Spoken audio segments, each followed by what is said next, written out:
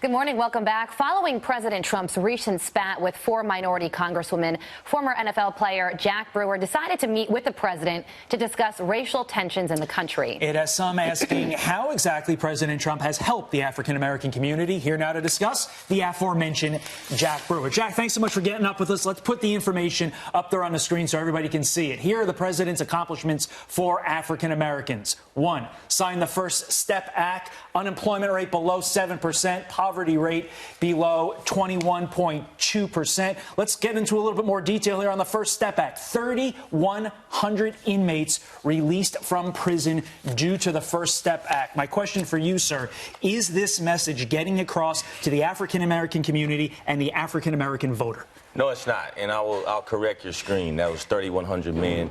91% of those men were African-American men let out last Friday.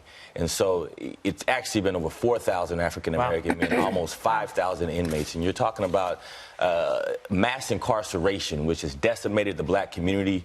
It's pulled black fathers out of our communities in the millions. And it really has seeped into our culture.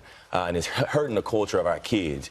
I met with President Trump because I go into the community. I serve the black community. I've been serving all my life. Right, I put my faith in God, and I go out and I live my day with my hands. My words I say, but my hands I do, and I touch it. And so I got to give President Trump credit. I don't always agree with how he says things, but I will tell you this: actions speak louder than words. And so the stats you didn't see up there is the fact that billions of dollars are going into black communities right now because of opportunity zones with Ben Carson and President Trump. Wow. Not just that, but you look at over 3.5 million African Americans are off food stamps and now working. It's a big difference to just go off food stamps, but when you go off food stamps and now you're working, that's where we need to get to as the black community. And I can go on and on with these policies. I mean, you talk about historical black colleges, right? Blacks need education, especially the former slave population in America. We don't talk about this enough, but the former slave population in America is the poorest, the sickest, and the most uneducated group of people in America. But what do we want to talk about? Liberal politicians want to talk about border crisis and letting more illegal immigrants come in here when we have a former slave population that is still hurting and suffering. And it's just not right. It's not okay. You go into the neighborhoods. Just this summer, I've been in East Cleveland. Terrible crime rates. I've been in Baltimore. Baltimore is like a war zone going on right now. Chicago, you're talking about dozens and dozens of black people killing each other because of all these systematic issues. And something has to change, and we got to wake up. Every single one of our urban areas is ran by a Democratic leader. There's an issue with that. We got to take a step back as people, come together again as Americans, because we're Americans first. Yeah. I can tell how passionate you are about this issue.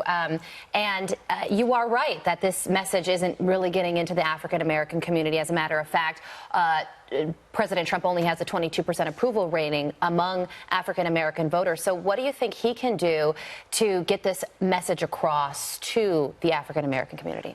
Honestly, I think there's enough people of color that get it. You know, we have, in the African-American community, we talk about being woke.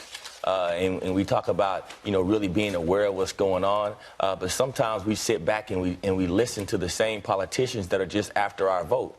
And I'll call them out. Elijah Cummings coming out, calling the president racist. How dare you? Go back to your community in Baltimore where they're slaying each other in the streets. You're sitting here, sitting in front of the American people, talking about illegal immigration. That's your main priority right now, so you can raise funds for your PACs and everything else. But blacks are getting killed every day systematically. We don't have fathers in our homes. Right. 77% of black kids are born without a father in America. It's a horrible number. 77%. That it happens in the United States of America. We could talk to you for another 50 minutes here, but we got to run.